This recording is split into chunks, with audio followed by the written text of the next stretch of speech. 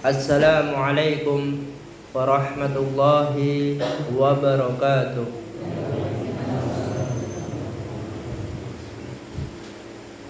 Alhamdulillahi rabbil alamin.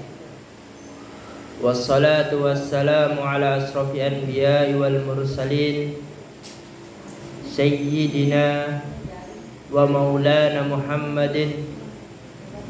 Amma ba'd. Para hadirin jamaah penuntut ilmu yang sangat dimuliakan oleh Allah Subhanahu wa taala, pada malam hari ini kita akan melanjutkan belajar bersama-sama kita yang berkaitan dengan ilmu tauhid. Dan sebelum memasuki belajar bersama-sama, mari kita baca basmalah bersama-sama.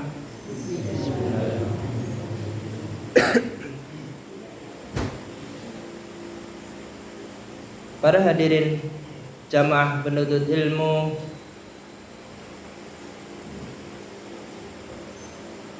pada pertemuan kali ini kita akan melanjutkan belajar bersama-sama kita menggunakan buku Al-Jadid fi Syarhi Kitab Tauhid dalam pembahasan babu minasyirki ay yastaghisa bi ghairillah aw yad'u ghairahu, termasuk perbuatan syirik meminta pertolongan kepada selain Allah atau berdoa kepada selain Allah.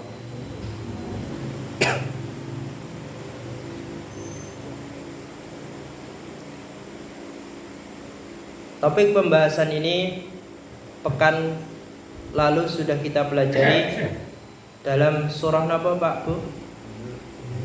Surah Yunus ayat 106, 107. Adapun pertemuan kali ini kita melanjutkan ayat berikutnya, surah Al-Ankabut ayat 17. Allah Subhanahu wa taala berfirman, innama ta'buduna min dunillahi awthana wa tahluquna ifka innal ladina ta'buduna min dunillahi la yamlikuna lahum rizqa fabtahu indallahi rizqa wa'buduhu waskuru lahu ilaihi turja'un. Innama ta'buduna min dunillahi awthana wa tahluquna ifka.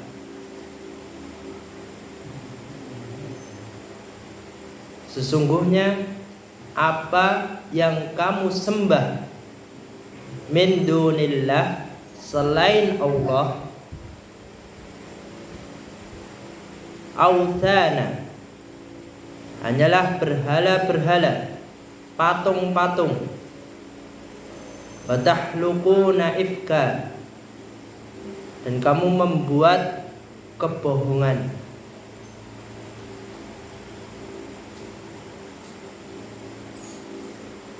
Di dalam ayat ini ada kalimat ta'buduna, kamu menyembah. Di dalam kitab Al-Jadid fi Syarhi Kitab Tauhid menjelaskan pada ayat ini ta'buduna, kamu menyembah, pengertian al-ibadah. Apa yang dimaksud dengan ibadah? Yang dimaksud dengan ibadah secara bahasa at-tadallul, merendahkan diri. Jadi ibadah secara bahasa itu merendahkan diri. Seseorang melakukan ibadah itu menunjukkan dia merendahkan dirinya kepada apa yang disembah.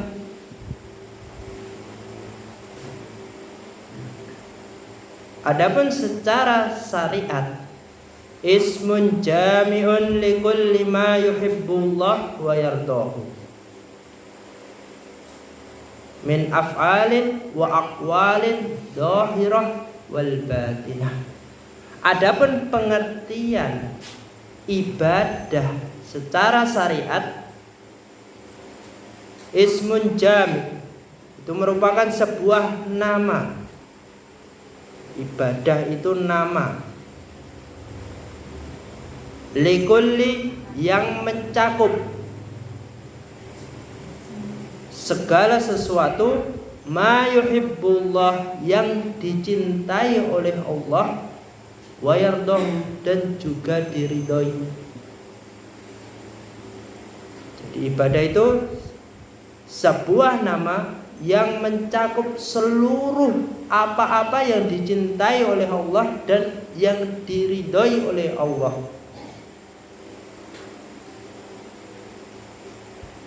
Min af'alin wa aqwalin, baik itu yang berupa perbuatan ataupun ucapan. Jadi perbuatan dan ucapan itu harus selaras, tujuannya harus sama. Perbuatan dan ucapan.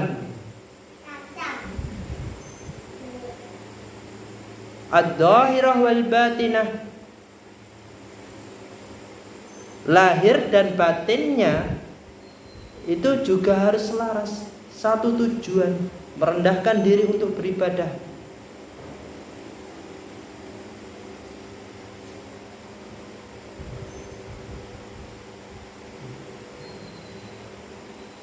Jadi seseorang yang mengaku beribadah kepada Allah itu harus mengamalkan seluruh apa-apa yang dicintai dan diridhai oleh Allah.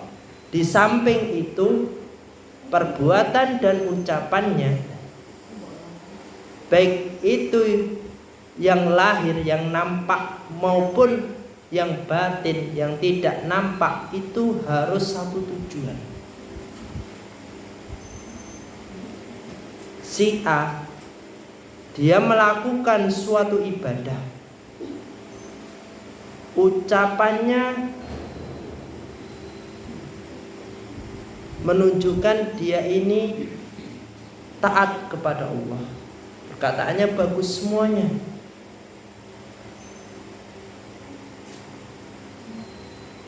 Akan tetapi batinnya itu berlawanan dengan ucapannya. Ucapannya di depan manusia kelihatan bagus banget, tapi batinnya, isi hatinya itu terdapat nilai-nilai riya. Otomatis amalan ibadahnya tidak diterima.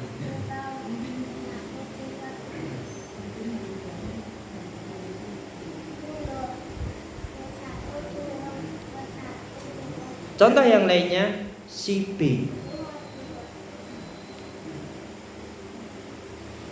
dia perbuatan ucapannya, baik itu yang lahir, dia ditujukan hanya kepada Allah ibadah. Akan tetapi batinnya ketika tidak di hadapan manusia, karena dia sudah belajar tauhid sesuai Al-Quran dan hadis, akan tetapi di lubuk hatinya, isi hatinya yang dalam batinnya, dia belum bisa meninggalkan seluruh amalan-amalan kesyirikan. Dia ngumpet-ngumpet melakukan amalan kesyirikan. Otomatis Islamnya batal, walaupun cuma batinnya saja.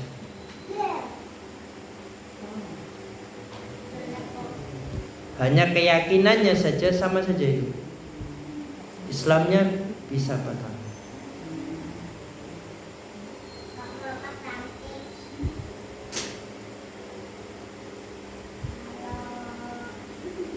Lanjutan ayatnya, innal ladzina ta'buduna min dunillah la yamlikuna lahum rizqa.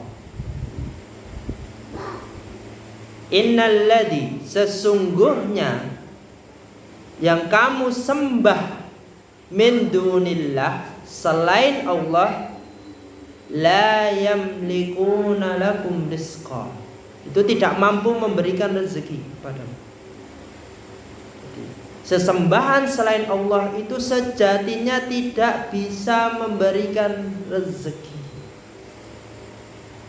tidak bisa memberi pertolongan.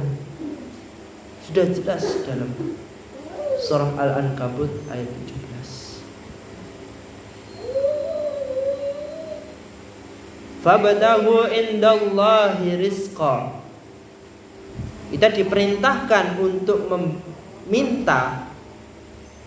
Fabtaghu indallahi rizqa. Kita diperintahkan untuk meminta rezeki itu dari Allah, bukan dari selain Allah. Wa'buduhu, dan sembahlah sembahlah Allah. Kita diperintahkan untuk menyembah Allah. Tentunya itu mencakup tauhidur rububiyah, uluhiyah, dan asma was sifat. Mengisahkan Allah di dalam rububiyah, uluhiyah, dan asma was sifat. Waskurulah ilaihi turja'un. Dan kita diperintahkan untuk bersyukur. Syukur itu gampang-gampang susah. Mensyukuri apa yang ditakdirkan dari Allah, baik itu takdir yang baik maupun yang buruk, itu gampang-gampang susah. Gampang bagi orang-orang yang benar-benar hatinya jernih, ikhlas lillah. Sulit bagi orang-orang yang tidak taat kepada Allah. Ilaihi turja'un. Dan kita semuanya akan kembali kepada Allah.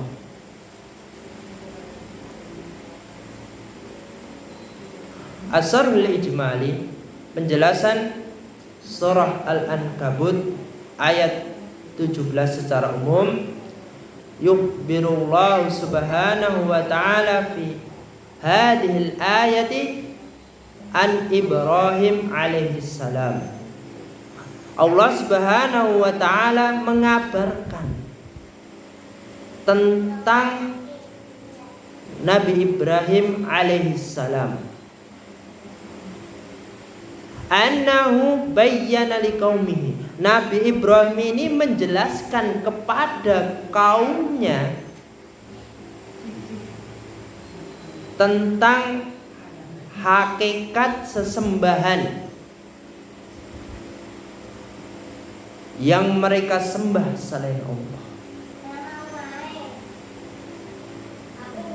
Sesembahan selain Allah yang disembah oleh kaumnya Nabi Ibrahim itu tidak memiliki kemampuan untuk mendatangkan suatu manfaat atau mudarat atau bahaya. Sebagaimana yang kita ketahui, kaumnya Nabi Ibrahim itu kebanyakan, hampir semuanya itu menyembah berhala. Makanya dalam ayat tadi ada kalimat authana, berhala-berhala.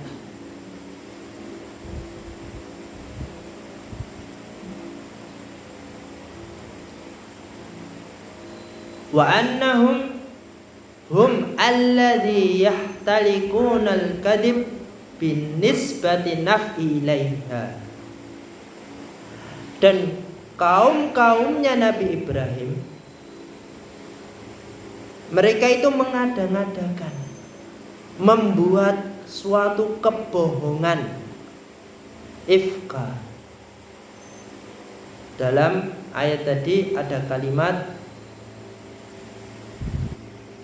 ifka. Wa tahlukuna ifka. Tahlukun itu membuat patung, membuat berhala. Dengan membuat berhala itu mereka membuat ciptaan untuk melakukan kebohongan. Binisbati naf'i ilaiha, untuk menyandarkan suatu manfaat atau suatu mudarat, suatu bahaya. Jadi kaumnya Nabi Ibrahim itu mereka membuat patung dan mereka juga menyembah buatannya tadi. Membuat patung dan mereka menyembah buatannya tadi.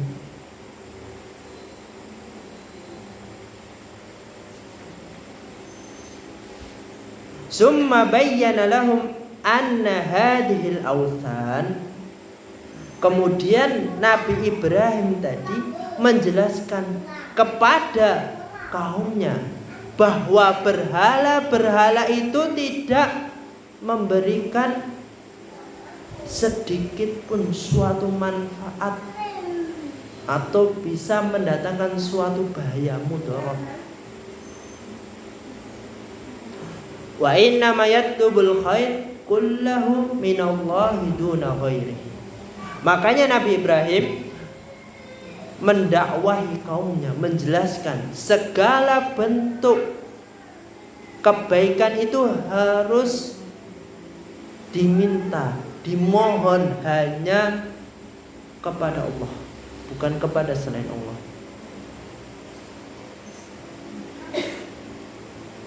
Akan tetapi kaumnya itu ketika didakwahin banyak yang menolak, banyak yang membantah dengan dakwahnya Nabi Ibrahim alaihissalam. Seorang nabi berdakwah, mengajak, itu dibantah, ditentang oleh kaumnya. Jadi ketika mengajak sesuatu kepada hal kebaikan, kalau ada yang menentang itu harus sabar. Karena mengajak suatu kebaikan, suatu ketaatan itu jarang yang dilakukan oleh manusia. Pengikutnya itu sedikit. Daripada orang yang mengajak suatu keburukan, suatu kesesatan, itu banyak pengikutnya. Contoh nyatanya surah Al-Ankabut ini ayat 17. Kalau ayat itu gak mungkin ngapusi Pak Bu, real. Dan sekarang terjadi lagi pada zamannya Nabi Muhammad. Banyak orang yang mengajak kepada tauhid itu banyak yang dimusuhi, banyak yang dikucilkan. Apalagi dakwahnya di tempat-tempat yang sering dilakukan di situ perbuatan-perbuatan kesyirikan. Pertama, adain kajian yang hadir banyak banget tentang niat, masih banyak. Ketika sudah masuk nyinggung-nyinggung tauhid, wah, tahlilan yang ditujukan kepada orang meninggal itu syirik, keluar dari Islam. Menjelaskan nyewu, menyembelih kambing ditujukan kepada orang yang meninggal, itu perbuatan kesyirikan. Menjelaskan tahlil, apa itu, sholawatan yang diiringi dengan musik itu bid'ah, keluar dari Islam. Tapi dakwanya di tempat-tempat yang sering dilakukan perbuatan kesyirikan dan kebid'ahan, otomatis itu dakwahnya ditentang Pak Bu.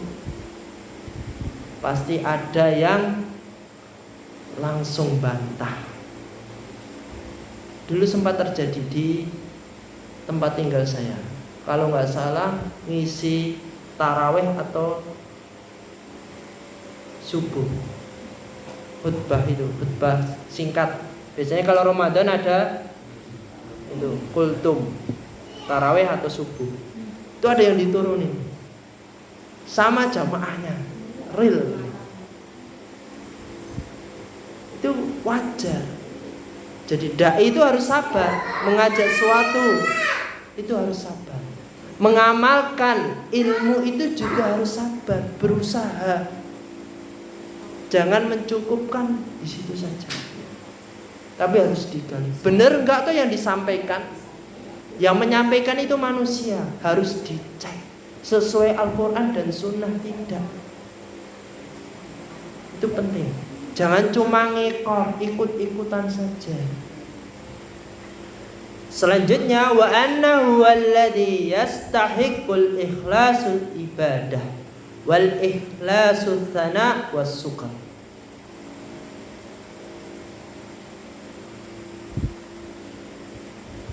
Dan hanya Allah yang berhak disembah secara ikhlas dalam beribadah. Dan ikhlas ketika memuji, mengucapkan rasa syukur, qalbun syakur, hati yang selalu berusaha untuk menerima takdir-takdir yang baik maupun yang buruk.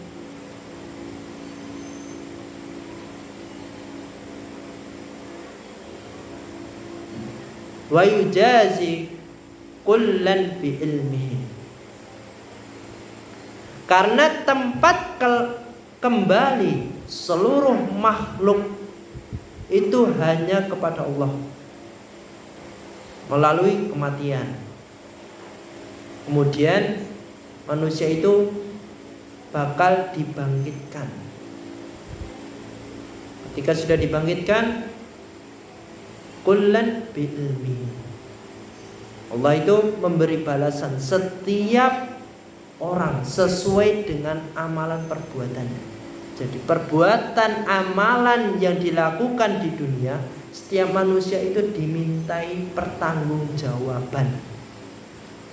Dia harus hati-hati ketika melakukan suatu perbuatan.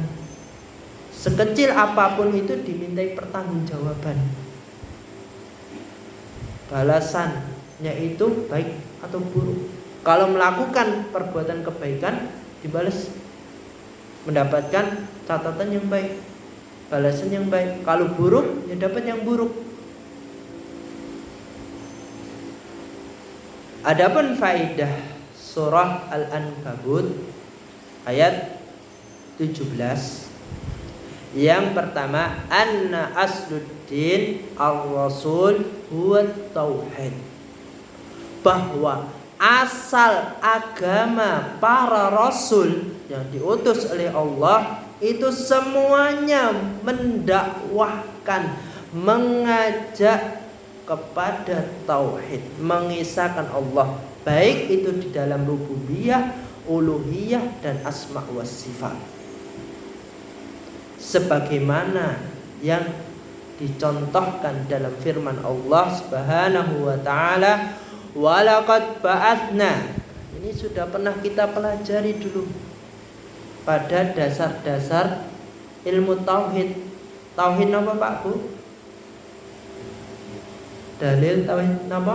Tauhid rububiyah atau uluhiyah? Tauhid uluhiyah. Mengisahkan Allah di dalam beribadah. Ini surah An-Nahl itu dalam tauhid uluhiyah. Ayat 36. Walaqad ba'atsna fi kulli ummatin rasulan. Sesungguhnya Allah itu mengutus seorang rasul pada setiap umat. Ini dalil bukti bahwasanya Allah itu mengutus seorang rasul pada setiap umat. Nyata. Ani'budullah wajtanibut taghut. Allah itu mengutus seorang rasul, tujuannya cuma dua. Yang pertama, ubudullah, beribadah kepada Allah. Yang tadi at-tauhid, mengisahkan Allah, baik itu rububiyah, uluhiyah dan asma wa sifat.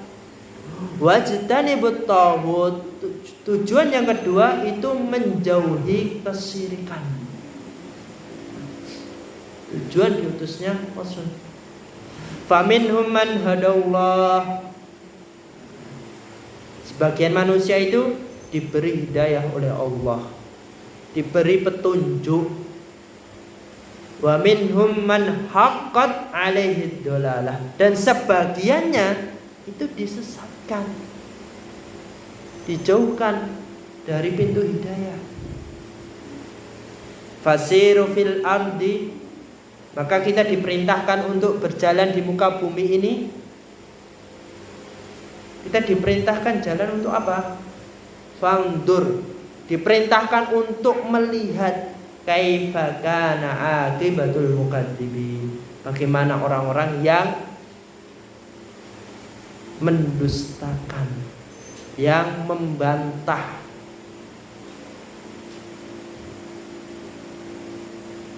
syariat-syariat agama Islam. Bagaimana mereka kehidupannya. Jadi dalam menjalani kehidupan, kita harus mengamalkan apa yang diperintahkan oleh Rasul tadi. 2, beribadah kepada Allah dan menjauhi at-taghut, kesyirikan. Dan dalam menjalani kehidupan, jangan kaget kalau melihat ada orang-orang yang taat benar-benar kepada Allah, dan juga ada orang yang melakukan perbuatan kesyirikan. Karena sudah jelas dalam ayat ada yang diberi hidayah dan ada yang disesatkan. Makanya setiap sholat kita wajib membaca surah Al-Fatihah. Ihdinas siratal mustaqim, tunjukkanlah ke jalan yang mustaqim, yang lurus. Gak ada yang bisa menjamin manusia itu selamat dalam kehidupan di dunia dan di akhirat kecuali Allah. Makanya kita diperintahkan setiap sholat ihdinas siratal mustaqim. Jadi yang bisa menjamin itu hanya Allah. Manusia gak bisa apa-apa. Yang kedua, faedah yang kedua, butlani ibadatil awthan, batilnya atau salahnya menyembah berhala. Berhala itu nggak harus patung, Pak Bu. Pohon yang disembah itu termasuk berhala. Atau yang lainnya itu termasuk berhala. Sesembahan selain Allah.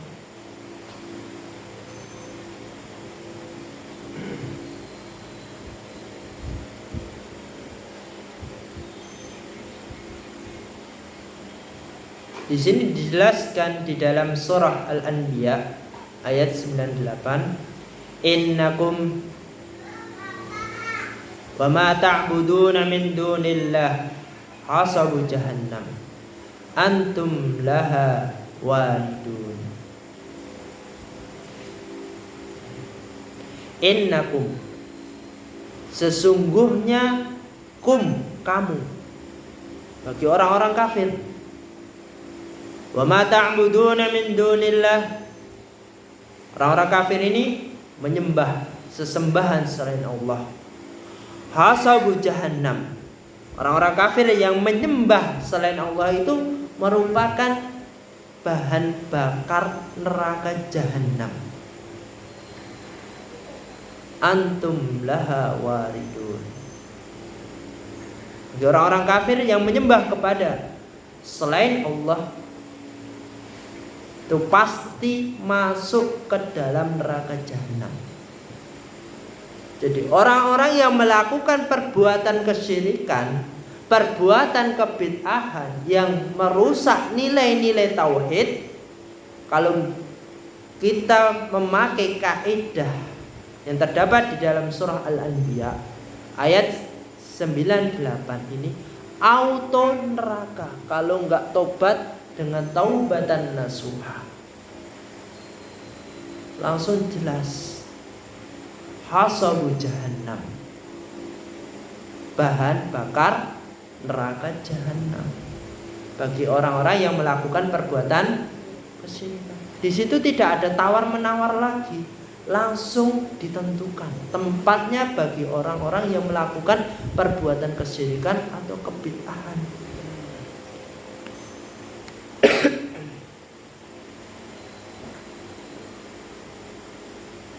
Adapun faedah yang nomor 3,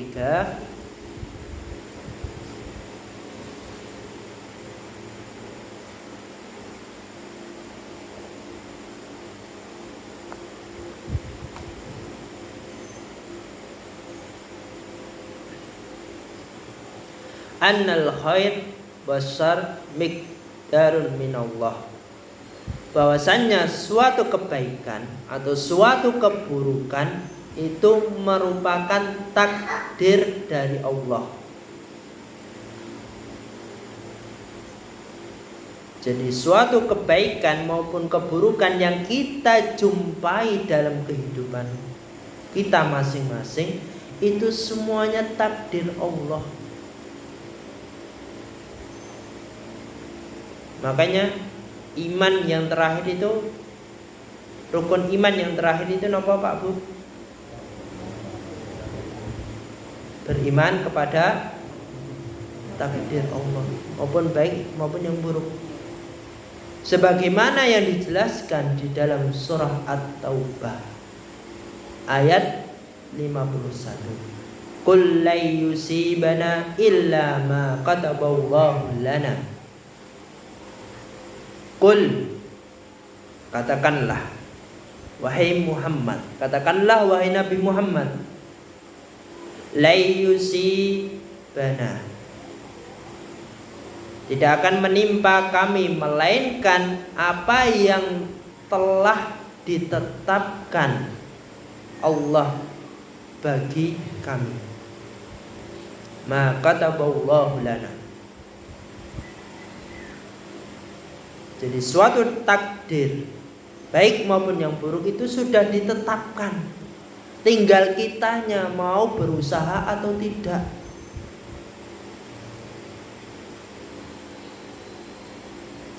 Huwa maulana wa 'ala Allahi falyatawakkalul mu'minun. Dan Allah itu sebagai pelindung diri kita.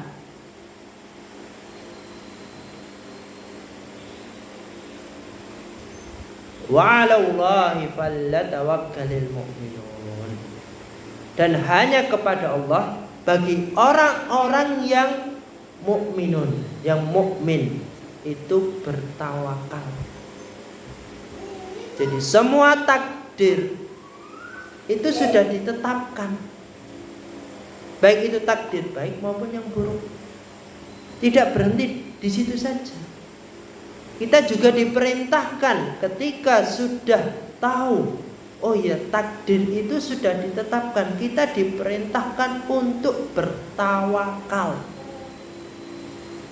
Kalau diri kita sudah diperintahkan untuk bertawakal, maka dia akan mewajibkan bagi dirinya untuk mengamalkan apa-apa yang diperintahkan oleh Allah dan menjauhi apa-apa yang dilarang oleh Allah. Itu otomatis wajib menyadari, oh iya, ini menerima takdir Allah, baik itu yang baik maupun yang buruk. Dia sadar, oh ya, kalau sudah sadar ini berarti aku harus bertawakal kepada Allah. Karena ini merupakan perintah dari Allah, sebagaimana yang terdapat di dalam surah At-Taubah ayat 51.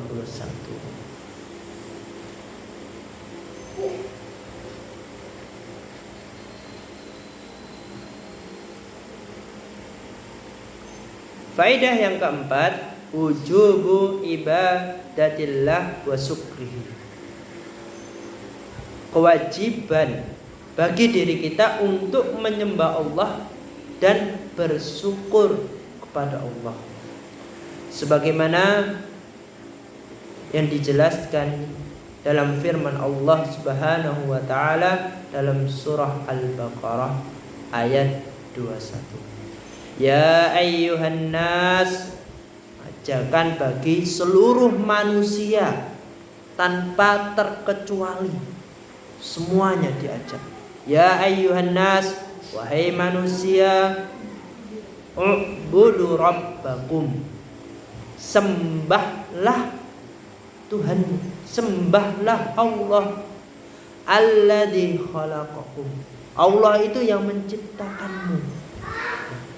Jadi jelas, yang menciptakan diri kita itu Allah. Kita wajib menyembah hanya kepada Allah.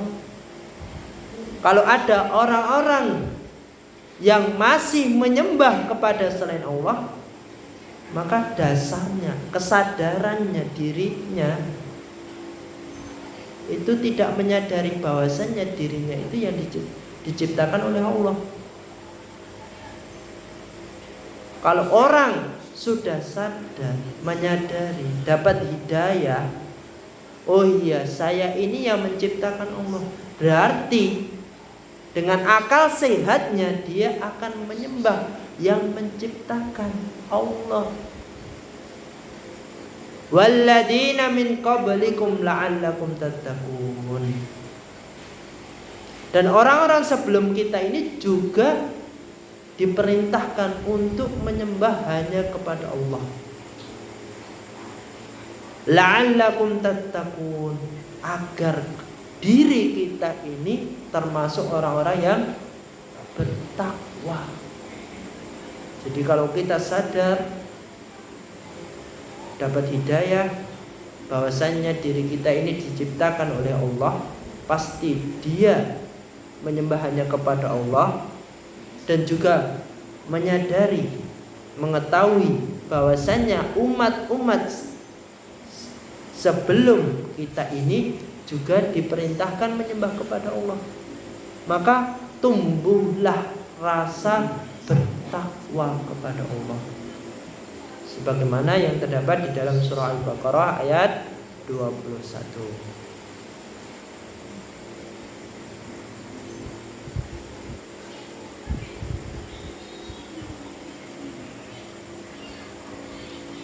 Faedah yang terakhir, isbatul ma'ad, penetapan adanya hari kebangkitan.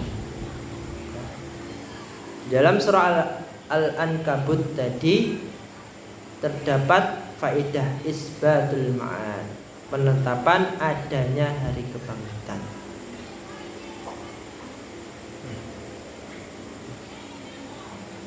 Jadi diri kita harus mengimani, mempercayai kalau besok itu ada hari kebangkitan.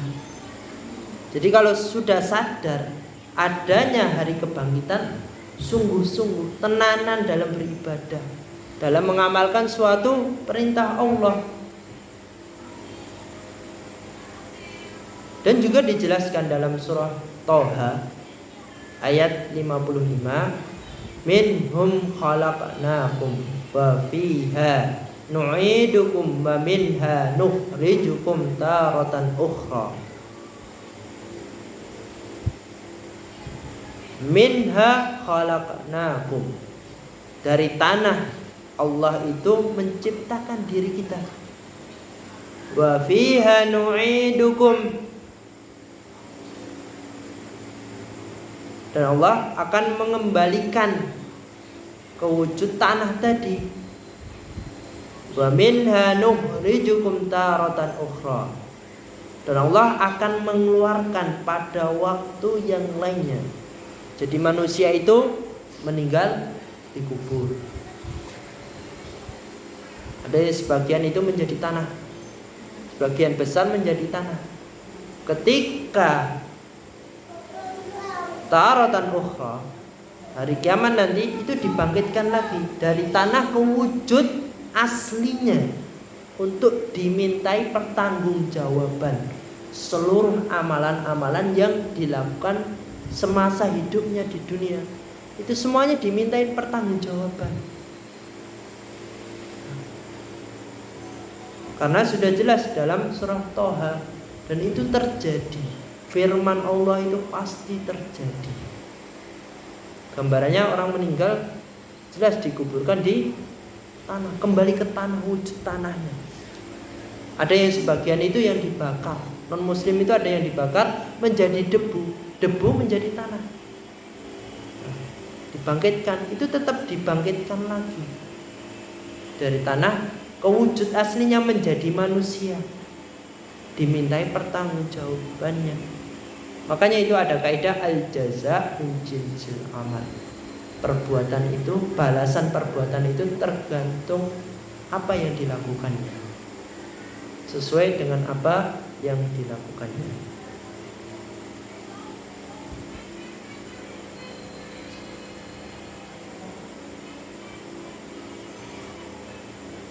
Yang terakhir berkaitan dengan munasabatul ayat lil bab, kesesuaian surah Al-Ankabut ayat 17 dengan bab atau topik yang kita pelajari pada hari ini, perbuatan syirik, meminta pertolongan kepada selain Allah atau berdoa kepada selain Allah. Di dalam surah Al-Ankabut ini mengingatkan kita bahwa rezeki itu tidak boleh diminta kecuali hanya kepada Allah. Oleh karena itu, diri kita itu harus mewajibkan meminta rezeki hanya kepada Allah. Jangan sampai diri kita melakukan perbuatan kesyirikan, karena ini terulang. Zamannya Nabi Ibrahim banyak kaumnya itu menyembah kepada selain Allah, berhala-berhala, ada yang menyembah patung, ada yang menyembah pohon atau yang lainnya. Dan sekarang pada umatnya Nabi Muhammad itu banyak juga yang melakukan perbuatan itu terulang-ulang. Makanya kita harus mewajibkan, menanamkan pada diri kita meminta rezeki itu hanya kepada Allah. Jangan sampai melakukan perbuatan kesyirikan. Mungkin kita cukupkan sekian, karena ini bab selanjutnya agak panjang. Nanti kalau dipotong itu tidak baik. Sebelum ditutup Pak Bu,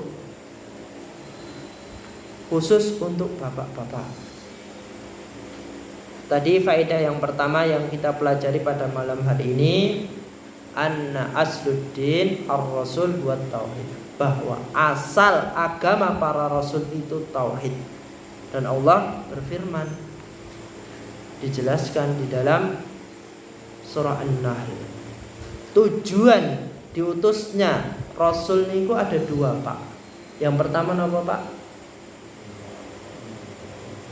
Menyembah Allah. Yang kedua, menjauhi tauhid, menjauhi kesyirikan.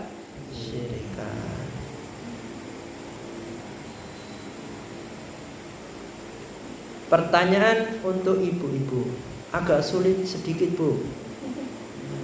Al-ibadah, pengertian ibadah tadi apa Bu?